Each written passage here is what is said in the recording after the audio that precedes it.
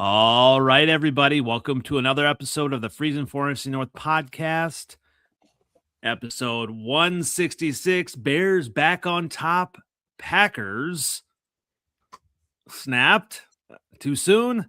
Lions rammed, and Vikings show some fight. Plus, Week 16 NFC North preview.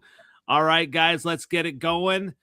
As we get started, you can find me on NFLOutdated on Twitter X, on Instagram, on YouTube, and Freezin 4 Pod on the TikTok. Welcome again. Glad to join you. You weren't scared away. Natty Film, where can we find you, sir? Yeah, glad to be here. At Natty Film on Twitter and at NA Productions IG on Instagram, and then just NA Productions on YouTube. But always glad to have you. And I believe we're going to have Skull Geek is going to be on soon, hopefully for our Vikings contingent. But before we get there, seventh letter, where can everyone find you as we get started? Seventh letter 4 on Twitter X, same OG on Instagram and Facebook. Let's go. All right. Well, let's get right away to my favorite game of the weekend, and the Bears. They showed out. They froze out the Browns. National media was talking about how Shadur Sanders was going to outplay my guy Caleb Williams. That turned out not to be the case. Yeah, obviously, we had. What are you listening to? Yeah, who said that? Oh gosh, all the national media people were saying that. Yeah, ain't nobody say that shit. Chris Broussard did. Chris Broussard. Did Chris Broussard actually say that? Ain't no real person. He played basketball. Chris Broussard is run by AI. We all know this. Yeah. Well, welcome in Skull Geek as we get started. You joined us at a perfect time. We're just kind of getting started. Where can everyone find you as we get going here? On X at Skull Geek. Thanks for having me. Absolutely. Well, perfect time. Everybody wants to talk about my Bears this week, and if you follow me on Twitter, you know that I'm excited for this win, and obviously excited for what is to come. But when you look at things, it has been said that this was Caleb Williams' best game as a pro. All right, he did what he needed to do. Did you see that throw? You had to see that throw. That amazing throw to DJ Moore. It was pretty. It was a bad throw, but it was not a good throw, but it was pretty. It was just right where it needed to be. And when you look at this is a game in the past that a Bears team would have come out flat. But Ben Johnson said this was a desperation game. And that's what I love about Ben Johnson. The Browns, obviously there's a lot of turmoil going on within them. Shadur Sanders had a great game the previous week, but that Bears defense shut him down against the Titans. What's that? Against the Titans. Hey, the Bears shut him down, and they shut national media Chris Broussard, AI Chris Broussard, from saying anything else bad about Caleb Williams. Now, good old all of the media, everyone started to be believers of my Bears. But when you look at it, helmet stickers, definitely look at Ben Johnson and what he was able to do. DJ Moore, Caleb Williams, obviously there's still room to get better, and we are still winning. So that's what I love about this. Obviously, 17 to 28, 60.7% completion percentage for Caleb, 242 yards, 2 touchdowns.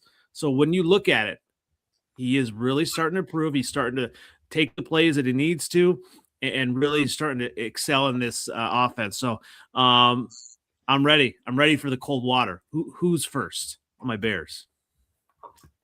You want me to go first? Or you go first? You're always first. It was a good win. I won't say I was overly impressed, but I think the fact that y'all run the ball so much, that's keeping Caleb in pocket. And slowing everything down for him, opening everything up top, so he can make easier throws. So he did play well. You know, I think the touchdown pass was a bad throw, but again, like when they get him rolling out the pocket, that's when he does his thing. So that's when he's at his best, and I can't hate on that. You know what what did I mean? Caleb say? He said, "I can make all the throws. I can make all the throws." That's what you want from your quarterback. He can, but he can't make a layup. You know what I'm saying? It's the in the pocket stuff that's the problem. Once he figures that out, he's going to be a problem. But this is going to be scary for the rest of the division. I'm just saying. I'm not I saying. did know, like coming into the season when we talked about Caleb Williams, I said it. He's going to be a problem. Everybody's like talking trash about him, saying that the Bears suck because they lost so many close games last year because of Caleb. But his escapability is elite. He might be the best in the league. I mean, is there anyone better? When he played the Vikings, there were so many times where people had him wrapped up. They had him on the ground.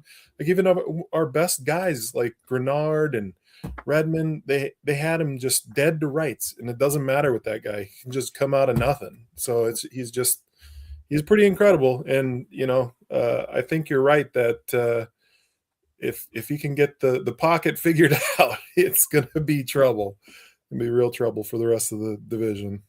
Once he figure that out, he'll be all right.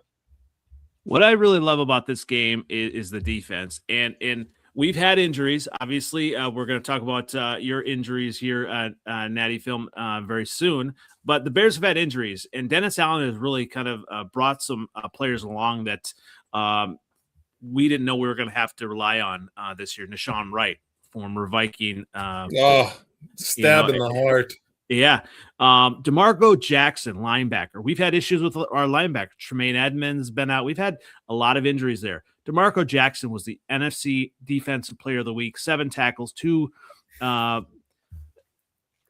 pass defense, 1 sack, 1 interception. You look at some of these unheralded players from the defense on the Bears side of the ball, and really it's Dennis Allen scheming, which I've been very covetous of the Minnesota Vikings because of Brian Flores and what he's done. But that's what I love about Dennis Allen. I feel like he's able to scheme the right players in the right places, and obviously he's going to have to do a little bit more of that coming up in Green Bay. We'll kind of look at that as well. But I love what the Bears are doing on defense as well. Y'all spent a lot of money on defense, bro. We did. I mean, top players. That's like on paper, y'all was better than everybody in the division last year. I don't understand. And Deo was signed and he's injured, so we've had to rely on all these players off the street. You got Grady Jarrett. You paid a pass that you traded from Washington. You got you got cornerbacks. You drafted one. You got one that you picked up off the Vikings. That's good too. You know what I'm saying? Y'all get a lot of turnovers. You got, the secondary's good. The linebackers wasn't that good. The backups is better than them. They playing better than the starter. So Emmons might be homeless next year. He might be, get released or something. I don't know how much money he got left in his contract, but to me, he wasn't never that good. To me, he playing better this year because the line is pretty healthy now. You know what I mean? The reason why they let him go on Buffalo is because if the line is there, then he can be fast and cause havoc. But if he's just a regular guy, if he ain't got nobody in front of him, so the backup's playing better to me. So the linebackers, y'all got players. That's why we thought you was gonna be kind of good last year. Remember, and now we have Evan with Justin Fields. Now we have the coaches though to put it together. That's coaches are important, right? It's a big deal. Well, you got a lot. You got a lot of pieces. Y'all spent a lot of money on the offensive line this year, so y'all can run the ball, have a more balanced offense. So you got a lot. You ain't paying no quarterback yet. Y'all got all the money. Y'all got all the players. The offensive line. I just love this. This is. It feels good to be in first. I'll just say that. Yeah. Joe Thuney, right? Yeah. Joe Thuney, yes. NC State legend. Love that guy. All right, let's move on to the team that is not in first, but they are showing some fight. So the Vikings outlasted Cowboys 34-26, win on the road in Week 15. All right, Skull Geek, hand out some helmet stickers. Helmet stickers, okay. Well, first of all, JJ McCarthy, everybody's talking trash about the guy. He could have just, gone and tucked his head in his shell and just never seen the light of day. But I mean, that's the way a lot of people would have done it, with how much trash the entire NFL was talking about him. I mean, everybody and their grandma was talking about the meme about him, calling himself 9. I mean, it was honestly, it was a little embarrassing, a little cringy. But I mean, he just came out and he balled, dude. That was just incredible. Another helmet sticker would probably go out to Naylor. Naylor was insane again. I think he's benefiting a lot from, Justin Jefferson just taking a lot of the coverage, doubling him up. But I mean, you can't do that for the rest of the year. You're not going to make your best receiver just be a decoy for forever. I mean, even like every other quarterback, even though Justin Jefferson was doubled, has tried to, found a way to get Justin Jefferson the ball. Not JJ. Yeah, JJ has not made that a priority yet, but he'll figure it out. I mean, this last game, it seemed like he was doing a little bit better job just throwing the ball in there no matter what, but they just aren't quite on the same wavelength yet. There was a couple of plays. One, he threw over the middle, and he was just a little bit high on, and then the other one, then Justin Jefferson just went right through his hands in the end zone. So it's just like they haven't quite synced up yet, but it does seem like they're kind of figuring it out. Another helmet sticker goes to someone without a helmet. Flores, man, that guy, he just knows how to scheme. I'm just so happy that he's on our team. And I'm also happy that he's probably not going to get another head coaching job for another couple of years, depending on that lawsuit. But I love Flores, and I think that he's good enough to be to get another shot at being a head coach. I just don't think people are going to take a chance on him just yet. I know that some of the Cowboys fans were like, "Oh, we should get Flores to be our DC next year," but it doesn't make sense for him to make a lateral move to the Cowboys when he's a loyal guy. He's going to stick around to the guys that actually stuck their neck out to give him a position in the first place. So I don't think the Cowboys are going to be able to give him more money, especially since Jerry Jones is kind of a cheapskate when it comes to coaching anyway. So I have a good feeling about him sticking around for at least another year, maybe 2 years. So happy about that. But our defense, I mean, we don't have a ton of just incredible stars on the defense. Just everybody does a pretty good job. So happy about this win. Happy that the Vikings are pulling their head out of their butt and like actually, showing up for some of these games. I know it was against the Commanders and the Cowboys, but the Cowboys were on kind of a streak, so they were doing pretty well there for a little bit. So I'm pretty excited about like actually showing up.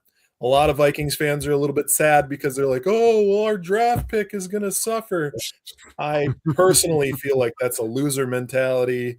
It's like once you get down that rabbit hole, you just end up like the Jets and the Browns, You just end up just having a terrible losing culture all the time. You're like, "Oh, well, we need that first pick again."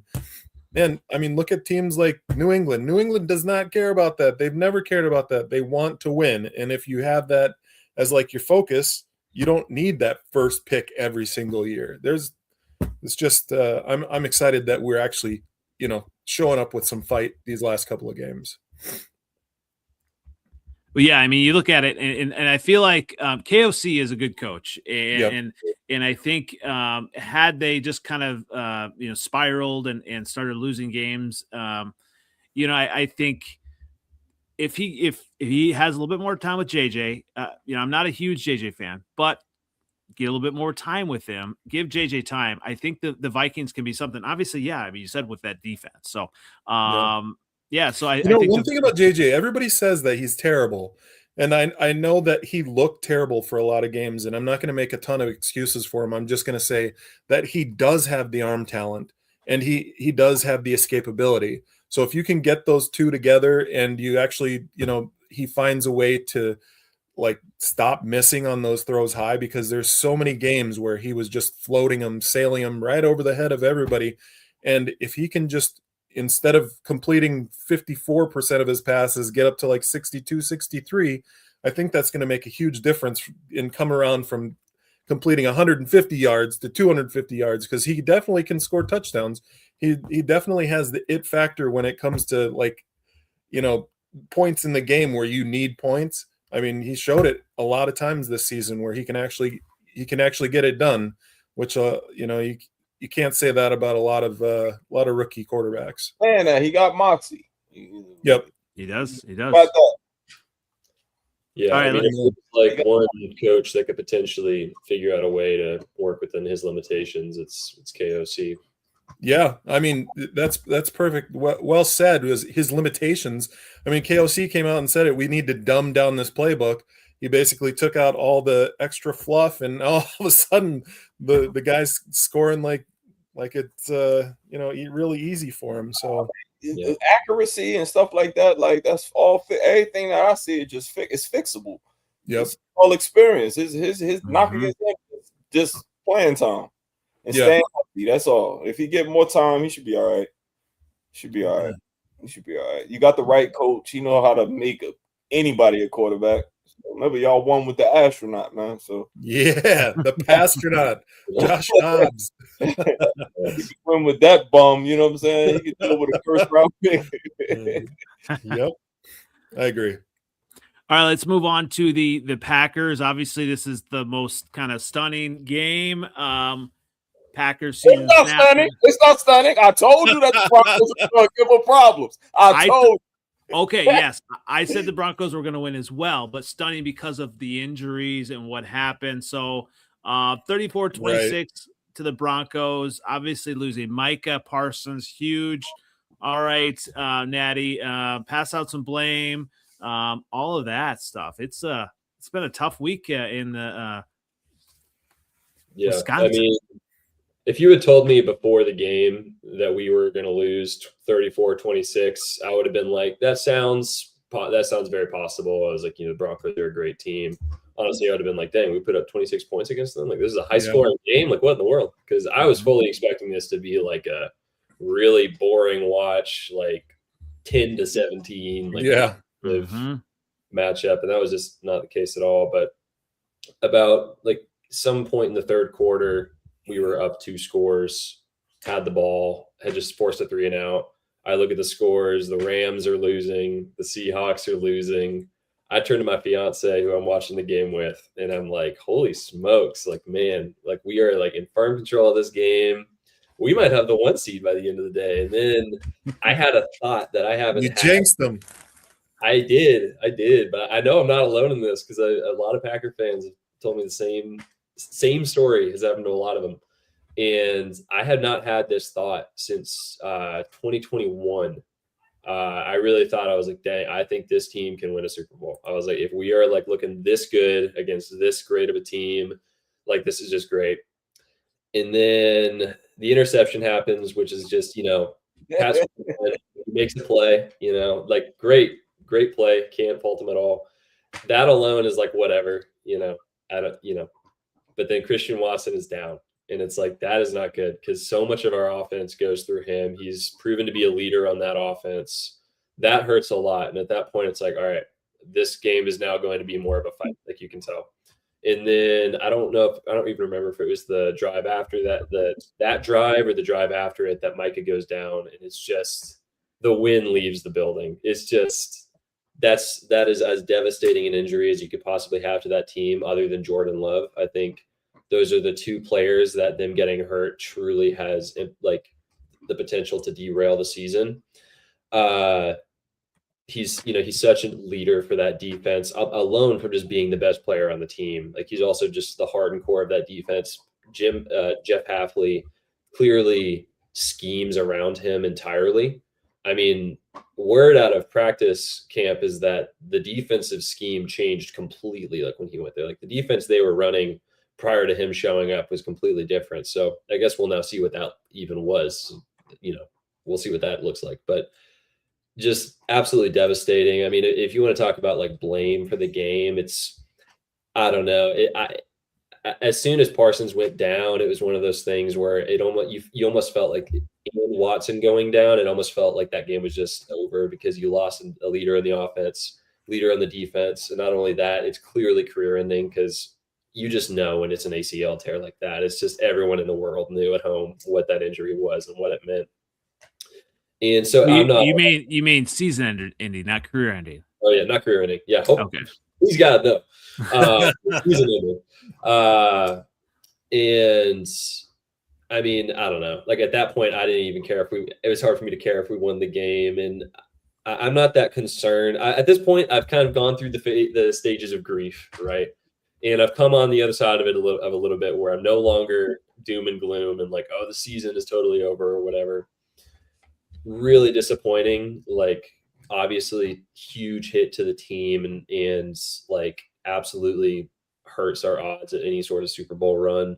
I would be surprised if that happened at this point. Like, I feel like we had the talent, but now that it's Parsons, Kraft, Wyatt, Jenkins, just, to make a run to the Super Bowl, you need to have a little injury luck, and we just don't seem to have that this year, which sucks. But that being said, up against the wall, it would be a great story, so I'm here for it. On to the Bears, I guess. That'll be a good game. But I will be interested to see what this team looks like because, I mean, the identity is going to shift on that defense, and who knows what it's going to step up. That's the question. John Gary, he's had Micah Parsons taking up all these people and all the pressure off of him. He should be performing and just isn't. And the thing, he started so hot this season. Like he had like 7.5 sacks in his first like 6 games. And then he hasn't had a sack since the Steelers game. And he's been great against the run, but that's not really what we're paying him for. Right. Yeah, I mean, it's going to be interesting. I think Jeff Hafley, like if he wanted a chance to prove why he should be a head coach, this is it, because he's going to have to dial up some pressures in some unique ways. And he's shown how to do it. I mean, he had a top 10 unit last year that didn't have Parsons. So, yep. I don't know. It'll be tough. He did take a note out of Flores's book after he played the Vikings. He started dialing up a lot of similar blitz packages that Flores dials up, where he pops 7-8 guys on the line and then just drops and only rushes 3 or 4. So it's pretty interesting. That might happen. Yep. A lot of unique pressure looks, and he's going to have to get in his bag big time. And this, especially this week with Caleb Williams. I mean, he was already clearly given Hafley some work last time in terms of that second half with how mobile he clearly is. So yep. It'll be interesting. I mean, again, that's the question: who's going to step up? And for all those people on Twitter, obviously Packer fans and Bear fans, we've been going back and forth, and I've been having some fun on Twitter as well. If you paid attention, but as a Bear fan, I never want to wish an injury upon a player. And obviously when you look at a player to that caliber of Micah Parsons, to be the best, you want to beat the best. And I wanted to face him. I wanted to see how Caleb was going to adjust. And obviously he faced Myles Garrett this week, and there was a lot of respect there. So anyone on Twitter or online that's wishing these injuries on these people, it's absolutely ridiculous. So obviously take time to say that. Yeah, absolutely.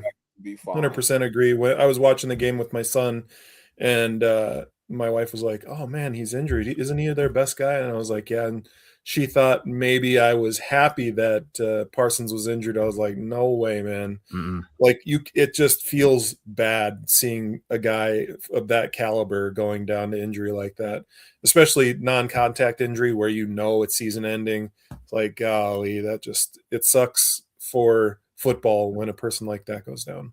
There've been a lot this year too. Did y'all cry when Aiden's leg got broke in half? Oh, that was sad. Yeah. He was sad then too. Yep, I was. All right, 7th letter. Speaking of being sad, Lions crumble 41-34 loss versus Stafford and the Rams in Week 15. Pass out some flag. But I told y'all it was going to happen. Like Rams are good. Rams are good. Ed came to play. but we just ain't got enough. Everybody hurt. There's nothing we could do. We couldn't stop them. Couldn't stop the run. I think they done figured out my defensive coordinator because they ran the ball 6 and 5. Every time they ran the ball, it was 3rd and short every time. You know, they went for it on 4th down every time because they knew they can get it. They knew even Blake Corum was doing well. Crazy. Everybody was doing well, you know. So it's like we came to play in the first half. I was proud of us, but you know, after a while, they just started sending that pressure down the middle, getting Goff off his spot, and it is what it is. You know, like I knew they were better than us. They got all their people, so it's whatever. We'll see them next year.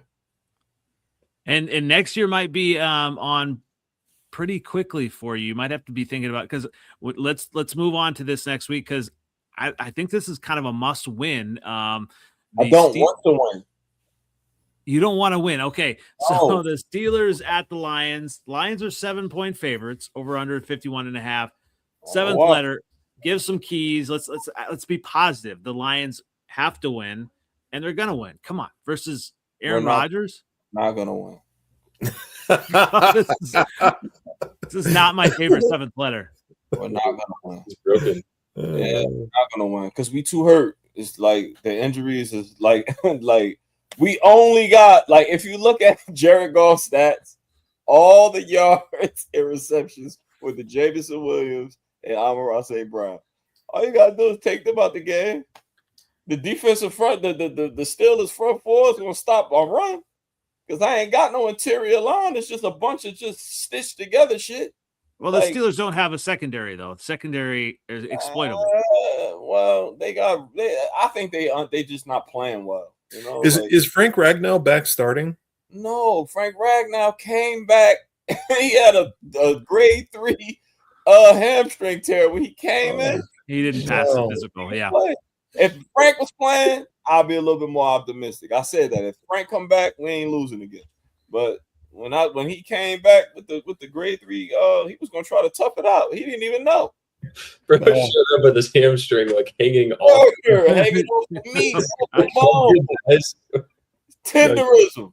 Oh, hamstring tenderism, yeah. Well, that's what happens when you don't show up for football for 6 months. Then all of a sudden you're like, I'm a starter in the NFL. He said he was working out the whole time. Was he? Working out off season. He didn't even do it during the physical. Wow. He's tough. He played with a broken throat one year, man. That boy tough, man. He should have never left. He should have stayed. Well, it looks like you have some keys to the game here. Yeah, I was going to say here, because I when you look at it, I think the Lions are going to control the game tempo. Moving down to 3, TJ Watt's not playing. I don't know what's happening with the Steelers, all these injuries. It's really freak injuries with his lung getting punctured. Yeah. So 7th letter. And I believe the other, there's another rusher that's not going to be playing either. So 7th letter, you have the offense. You're going to win this game. You're going to win this game. You know why? You know why I'm saying we're going to lose? Because David Montgomery put up a wild tweet. Uh-oh. You know what I'm saying? He getting mad. He ain't playing. He ain't getting the playing time that he want. But that's all line related. We got to hurry up and get a ball of Jameer so he can break a long run or something. Because David Montgomery ain't getting through the hole fast enough. Like, the offense is ran through him. Do you know this wouldn't be happening if you had Ben Johnson? No, it would. It would. Without a doubt. You have the luxury of having a good offensive line. You invested better in the offensive line. But I also think Ben Johnson helped you with that because he know what kind of players. You know what I'm saying? Yeah.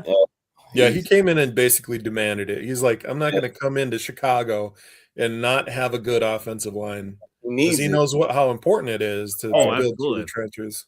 Yeah, that was his success. He was able to run those long developing plays because he had the time to do it. Jared Goff has been playing relatively well this year, contrary to popular belief. Even with the bad offensive line, he's been playing real good. So I'm proud of my son Jared.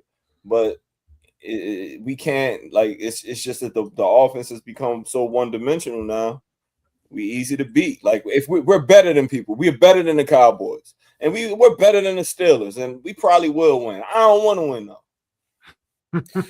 Everybody that's all of a sudden now having injuries, we didn't get anybody feeling bad for us the first 10, 12 weeks of the season when our entire offensive line was completely decimated and JJ McCarthy is just getting blown up every single play. He's got to get rid of the ball within a second and a half in order to get it to somebody. And JJ McCarthy sucks because he just didn't have the time. My whole defense was hurt last year. Yeah. And nobody cared then. I don't care because we won 15 games with that same hurt team. So it's just now the injuries are every injury ain't equal. Yep. That's true. And for some reason, it was a lot of bad teams last year. A lot. A lot. Like the Commanders is a whole different team now. You know what I said they would be. Yep.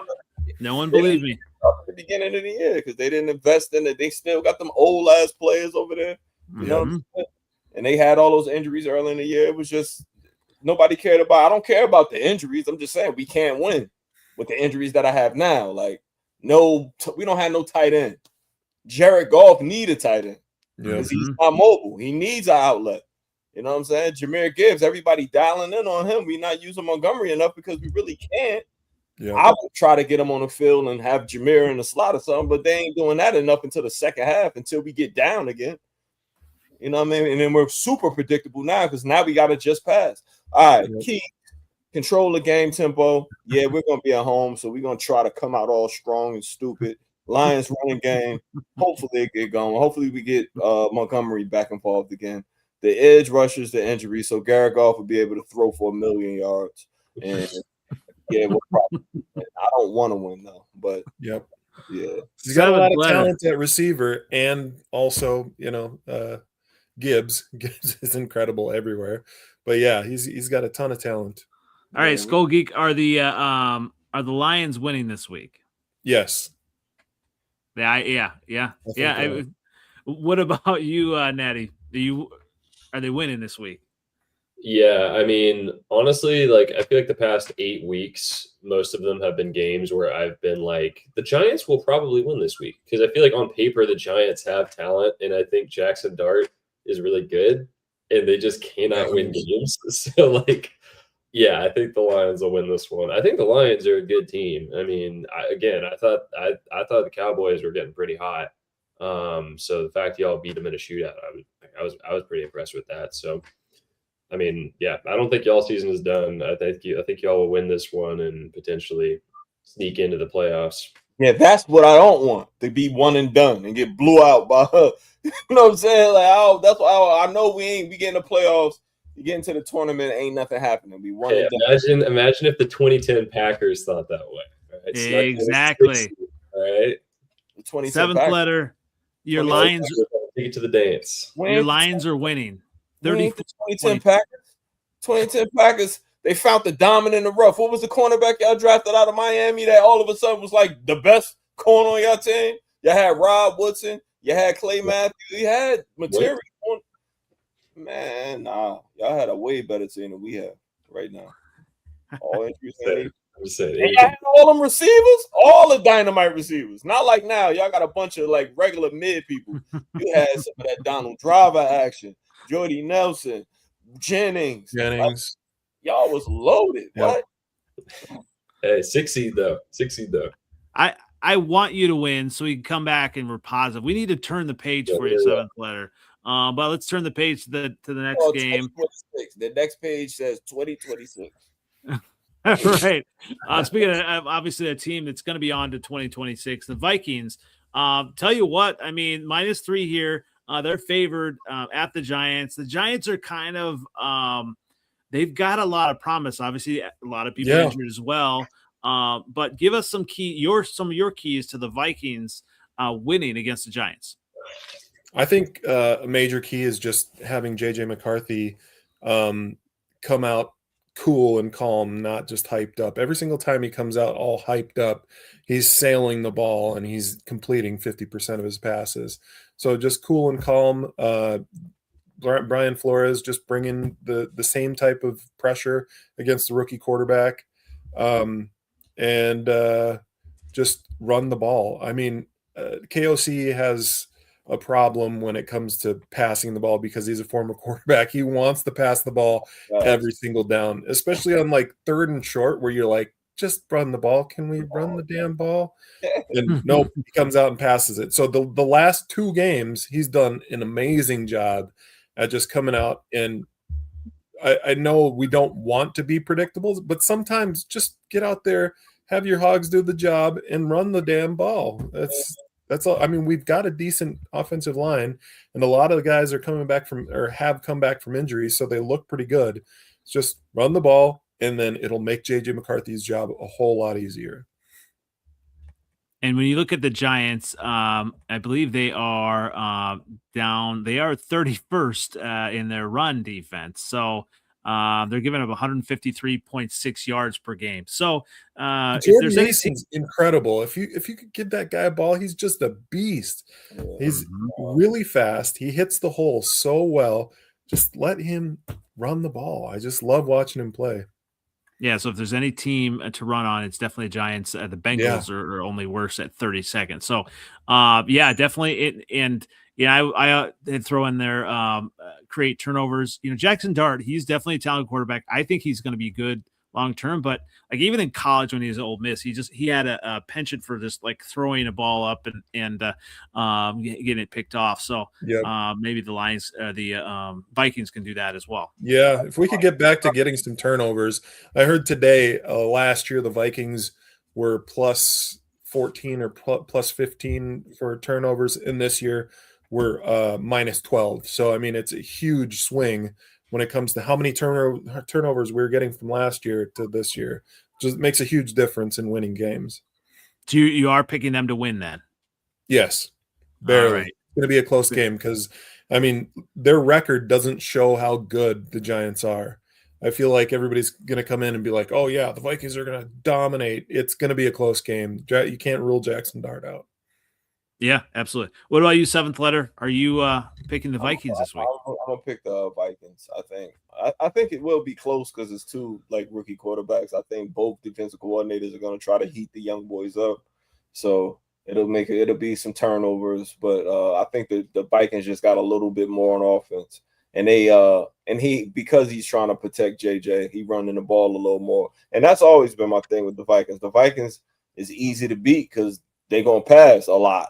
Yeah, and they'll have to, and they'll go away from the run, and they'll be killing with the run and just go away from it. Yep. Totally. Because of not the trust they haven't yet developed in JJ. I think that they'll run the ball, and the Giants cannot stop the run. That's how we beat them because we just gave the ball to Mirror, and he won the game for us. So I think that he's not they ain't got no Mirror on their team, but I think that they can beat the Giants. You know what I'm saying? With the run. All right. What about you, Natty? You picking the Vikings here? Yeah. So I definitely got my mental notes mixed up. I think the Lions will beat the Steelers. I got ahead in my mental notes, I think. But yeah, everything that I had said previously, same thing. I think the Giants are a better team than their record, but also they keep losing games. So I think Jackson Dart is awesome, but I still don't think that they are quite there yet. So I would take the Vikings here. What's crazy with the Giants is we talked about this when they played the Bears and the other division teams. They have names up front, on that defense. And it's just crazy to look at them as 31st against the run. I mean, I don't understand it either. Dexter Lawrence, Brian Burns, Bobby Okereke. Obviously, they've had some injuries as well. And then, Kevin Thibodeau. They've got some players that should be stopping the run. Yeah, Kayvon going to be gone next year. Yep. I think Kayvon out of there because it's not working out. It is not. It is not working out. I don't know if I want him at my with my Bears. So he might need a new beginning. He might just be a hired gun. You know what I mean? Like some the Javion Clowney. He might be a hired gun. He's gonna be a Cowboy next year. something like that. Yeah, they get them bombs or something, and they be kind of high for them. You heard it here first. Jeff Hafley is going to become the Giants' head coach next season, and they're going to be legit. They might win their division. That's my hot take going into next year. Dude, that is the head coaching job to get right there. It is that you're going to have some high picks. You have a ton of talent. Like, I just feel like they're like the Bears from last year, where they were just missing a bunch of close games. Next year they could win an extra, I don't know, eight more games, just by cleaning up those small mistakes that make you lose by a couple of points. So yeah, I think that is a great job to get for him. Yeah. Well, it's falling off, the Cowboys falling off, like yeah. And you're hearing from Packer fans how much, and even I think listening to Hafley talk, I mean, he talks like a head coach. He knows ball. Like he is. Yeah, like every time I hear a press conference of him, I'm like ready to run through a brick wall. Like that guy is just so fun to listen to. He's going to have to bring in an offensive guy to help with the offense, because he's defensive minded, and that's not always the greatest thing. Mm-hmm. But I hear Nathaniel Hackett is available. Good luck with that. Well, the finish up here, I do think the Vikings are going to win. I think it's going to be an ugly 20-13 game. I think the Vikings, are playing for pride. I think they are talented. The Giants just don't have enough on defense, and I just think, the Giants are already on to next year as well. So, but all right, let's move on to the marquee matchup of the week. And I'm going to give you a chance first, Natty, to talk about some of the keys. When you look at the Bears playing those hated Green Bay Packers, give us some keys, and how are the Packers favored on the road? Yeah, I mean, that I was surprised to see after all those injuries, like that we still were favored in this matchup. But yeah, I mean, the last game a couple weeks ago was a really good game, obviously. Felt like a game of halftime adjustments where, like, first half, Packers dominated. Second half felt like Matt LaFleur did what he often does and what he did in the Broncos game, where he was like, I'm going to take the kill shot right now, deep shot, and just didn't work out for him in either instances. I actually don't know if it ever has worked for him, but he continues to do it. So maybe one of these days. Didn't working and kind of let the Bears get back into it. And then Caleb got hot. Ben Johnson started cooking. And by the end of that game, obviously it ended the way it did. Very close game. But who knows how that game goes without Micah Parsons. I mean, that whole defense completely changes. But so this game is going to be an interesting one because of the fact they just played. That's obviously pretty unique. So it's going to be interesting to see what kind of adjustments are made on both sides of the ball. Like, I think Hafley will make some adjustments, obviously without Micah now, but also having now played Caleb Williams, I think we'll probably see some more uses of spies on Caleb. I would say I would keep an eye on Cooper, Edgerrin Cooper. I wouldn't be surprised if we see him acting as a spy from time to time in this matchup. And because, again, that was the thing that I kind of was hoping in the last game, was that we would see some instances of Micah being a spy on Caleb. I thought that would have been interesting. Obviously, it didn't end up working out. And I kind of thought we maybe would see it going into this game, but then obviously will not happen anymore. But, yeah, I mean, I still like the Packers' odds. I think it's going to be interesting to see, I don't know, like how they act with their backs against the wall. I mean, that's a pretty devastating loss, just because of not only the game, but like all the emotion that comes from that. And I mean, I think Matt LaFleur is a great coach, and I think that he's the kind of guy who can rally the troops. And Jeff Hafley, same thing. I think that they'll be able to get the guys to come out swinging. But, again, I think the Bears are a good team. I hate to say it, but I think they're a good team, and I think they're going to have their work cut out for them. Obviously, that stadium is going to be loud. And Zach Tom, that's going to be another thing to watch if he ends up playing. If he doesn't, that's a tough loss. But I don't know. I think it's going to be a close game. I think whoever wins, it's going to be by like a field goal. But I don't know. I'm going to pick Packers winning 31-28. Oh, okay, a shootout. All right. Yeah, Let's definitely. This game. Yeah, you look at it, and from the Bears side, obviously injuries as well. We'll see what Luther Burden the third, if he's going to play or not. He's been hurt from last game. He went out last game, and also, you look at Roma Dunze possibly being out with that stress fracture. So those going to be issues. Oh, they both hurt? Luther Burden may play. I think yes, they both are. Also, one thing that popped up today as of Wednesday, and it maybe just be maintenance, but DeAndre Swift popped up on the injury report with a hamstring issue. So a little bit of issues there, but we still have DJ Moore. Like I said, a top 10 receiver in the league. What? We still have Colston Loveland. All right. Manungai. We still have Manungai. But I think it will be important. Hopefully Swift is healthy for the game because, yeah, I mean, the Bears, you saw in that second half when they were running the ball, we were just, controlling the line of scrimmage and just running it right down their throats and just, taking time off the clock. And, obviously then when the Packers got the ball back, we couldn't stop them. So I think that's going to be important. Attacking that Packers secondary. And are there going to be issues? Isn't there an injury in that secondary, Natty? Yeah, Evan Williams, who's been playing out of his mind this season, like one of the best state safeties in the league this season, is he says he's day-to-day. It's possible he could play, but I saw a couple reports that it's likely going to keep him out this week and possibly next week, but that'll definitely be something to watch. Yeah, Evan Williams has really been playing well since I gave him that T-shirt in training camp. So I think I'm really to blame and for that. All right, so in really stopping the run game, I mean, talk about injuries. I mean, from what I'm hearing, it was long for the Packers. And you look at Josh Jacobs, I mean, he really is a stud, but he's also dealing with a knee injury. I think he's still going to play, and I think he's still going to do well. We guys really have to continue to contain him.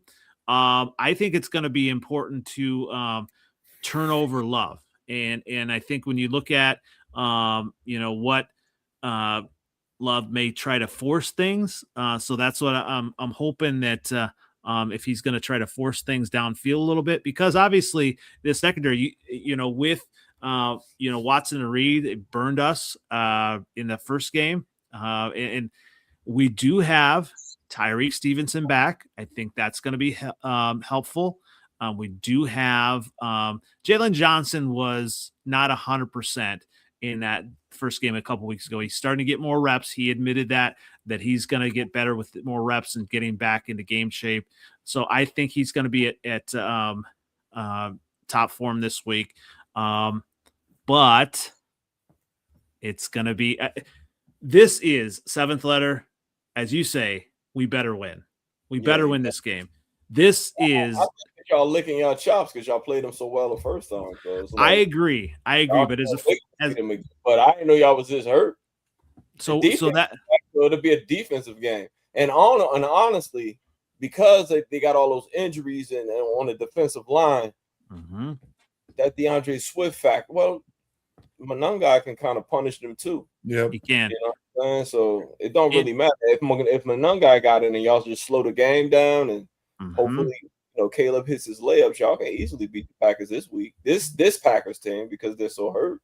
Tremaine Edmonds may be back as well for the Bears. So I know how much of a fan of Tremaine Edmonds you are, seventh letter. Fat Nose is one of the worst linebackers in the NFL, if you ask me. But that's if you ask me. I think the Bears are going to win 31-21. I do think it's like a Heidi Ho, like 10 points. Yes, I think that Caleb Williams, he has between 275 and 300 yards this week. I think this is a statement win for Ben Johnson.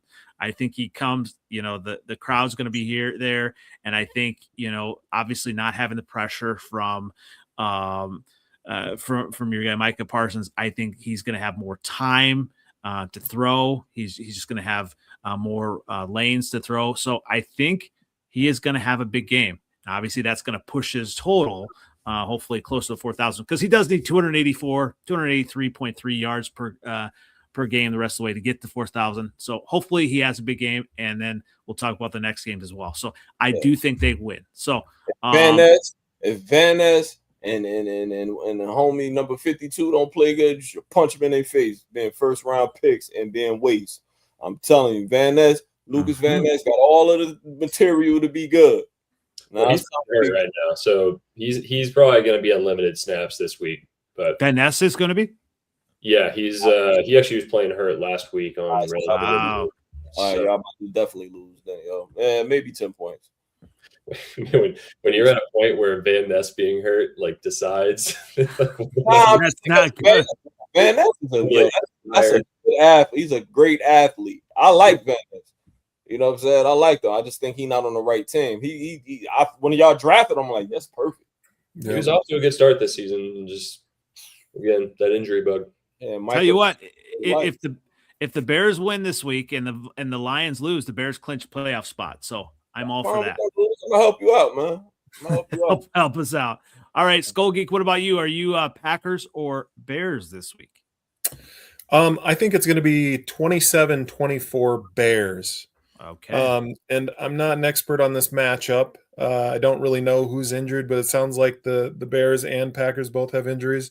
But I also wanted to say NFL Outdated and I are going to be teaming up this week against the Packers, and we're doing a giveaway. We're doing a Mike Ditka signed jersey to beat the Packers. So details for that will be out on X soon after. Sorry, didn't mean to go against your Packers like that, but I hate the Packers more than I hate the Bears, so we're teaming up. And if anybody wanted to know how I got this jersey, not a Bears fan, but I was, in my younger years in college and high school, I played linebacker and defensive end, so I was a Dick Butkus fan. And about 10 years ago, I was at this silent auction and I bid on a Dick Butkus jersey, and I won, and they sent me a Mike Ditka jersey. So this thing's just been sitting in my closet ever since. So I'm giving it away. So hopefully this helps the Bears beat the Packers. Let's go. Is that the guy from Kicking and Screaming? That is the guy. Yes. You know who that. You know who he is. Absolutely. So he go sit there and act like he don't know who Mike Ditka, the actor from Kicking and Screaming? I don't. All right. So everyone has to retweet this. What do we have to do for this? We'll put the details on X. Love that. But yeah, love that. It's follow all that stuff, and we'll put it in there. Absolutely. Anytime we can do a giveaway, we should start doing a few more of those. And maybe Seventh Letter is going to be start giving away more of his Lions gear. They keep losing. Off this bullshit I got, all the shit I bought last year. Yeah, word. You right. Yeah. I got a fuckload of jerseys I can get rid of. Sprite cans you can give away. A whole bunch of them. Sprite cans. All right. And seventh letter. Did you say you are picking the Bears to win? I'm picking the Packers. Oh, you cry next week. I want you to curse me out. Packers. What's the score for the Packers? The Packers. I'm gonna got the Packers winning. 28-24. All right. Okay, close. Yeah. All right. Tell you what, I mean, there's nothing like a Bears-Packers rivalry. I mean, obviously you got the Vikings and Lions and all that, but I mean, Natty, okay. So I wanted to ask you about this as a Packers fan. So I've seen a bunch of this stuff on X.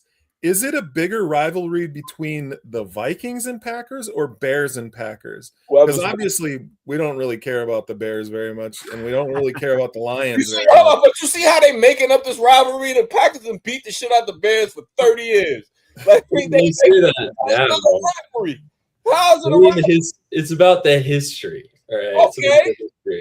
That being said, like, I mean, as a kid, I always did, like, I dreaded the Vikings more just because, like, it felt It was good.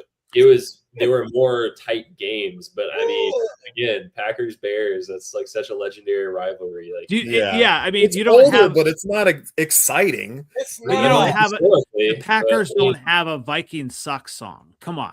exactly. Yeah. But I mean, again, you say that, but I think this next like decade is going to be a lot of great games between these two teams. All right. So yeah, I want to ask you a question. Obviously, I live in Wisconsin, and I'm aware of ESPN Milwaukee and Ben Bruss, former Badger, and he kind of obviously everybody was kind of retweeting his comments that he is not scared of Caleb Williams, and it's better for the Bears have him. You know, obviously, seventh letter. You know me that I've been saying Jordan Love is mid for a while. I do think Jordan Love has the tools, and I think he can be a good quarterback. He's just too up and down. But when you look at these two quarterbacks, I mean, it is a rivalry because, you know, Natty, obviously, Caleb Williams is a good quarterback. He's a good quarterback. I mean, I really liked him coming out of college. I thought the Bears kind of did him dirty in terms of like giving him a year with Eberflus and then switching out with Ben Johnson. I was worried that maybe that could have a little bit of a stunt in his growth situation, but you know, he seemed to heat up as the season has gone on. Like he's legit. Like I think he's going to be a problem for a few years now. He's not perfect, but I mean, that type of mobility is hard to game plan for. So basically we're saying, you know, Caleb Williams is he's legit. Obviously, you know, all the people on Twitter that were saying that he's a bust. I'm sorry, he's not a bust. All right, he's still growing. Is he better than Justin Fields? 100%. Oh, I've come around. Man, we got to get those old tapes out, man. Oh, I'll bring them out. I'm going to bring the old tapes of saying that the Bears are going to win. You are, yo. Could you please bring them out, man? I'll bring them out. You know that was his son, right? You know, like Justin, like Justin Fields was Andy's son. He loved Justin Fields. Justin Fields was a fucking bum. He loved Justin Fields. He did not want Caleb Williams. He didn't want. That's fair. That's fair. We could have done a lot more. Now you all fawning over him. Now you got another kid. Well, now that I've seen Caleb Williams play, he is. Did you know that he has set an NFL record with the fewest interceptions? 12 in his first 1,000 career pass attempts. Context matters. What's the context? How many times has he been sacked? What's his completion percentage? It's a lot of things that go into this, yo. He don't throw the ball in he'll throw it out of bounds or he'll take the sack. Or he'll throw an incomplete pass.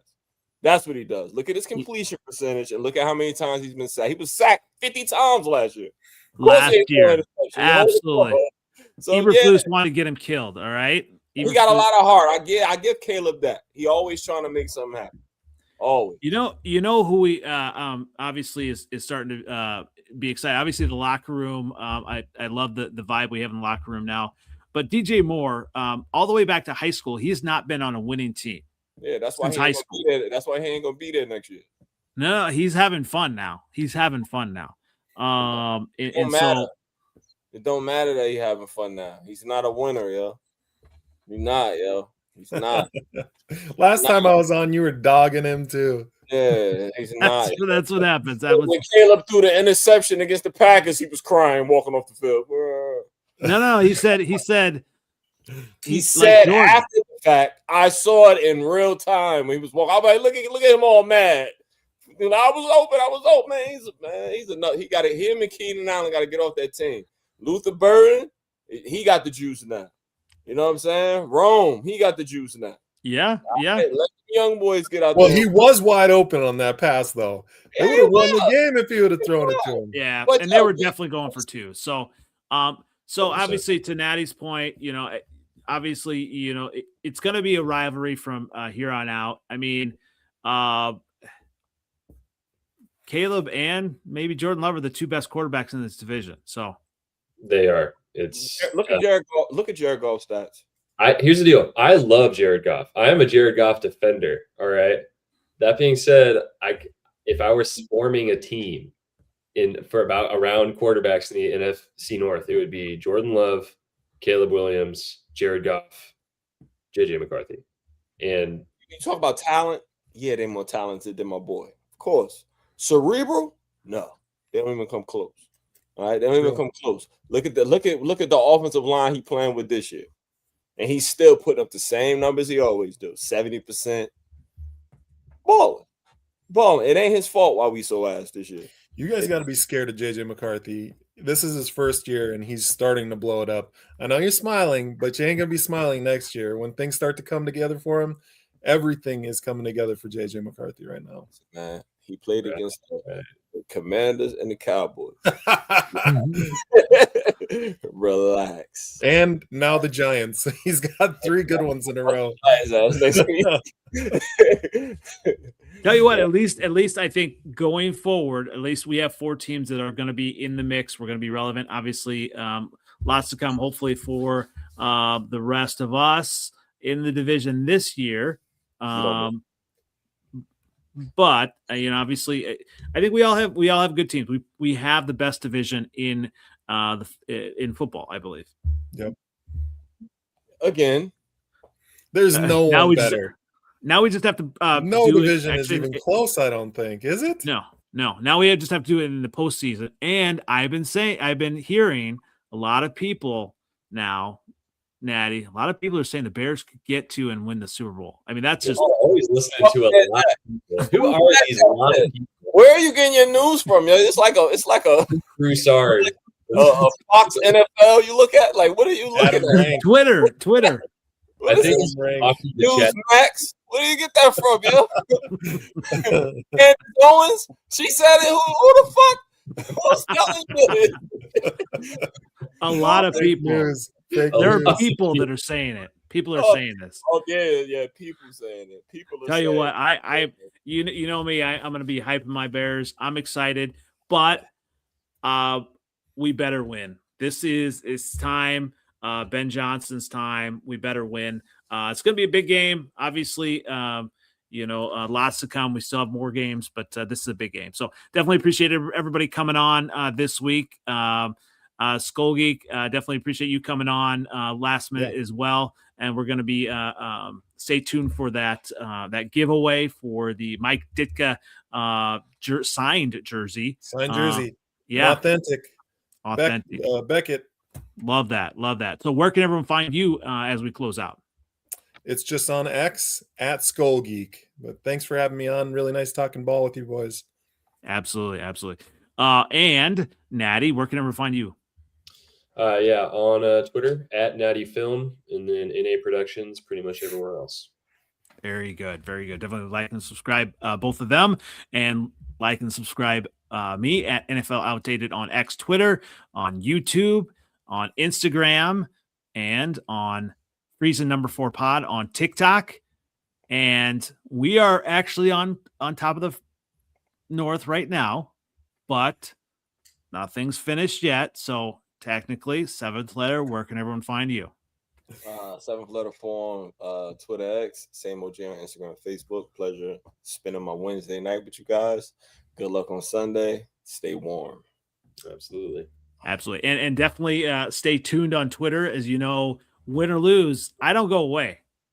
All these Packer fans that go away on losses, I never go away. I'm there always. All right, now don't keep your hands off your son, yo. He a Packers fan. Right? Well, yeah. Okay.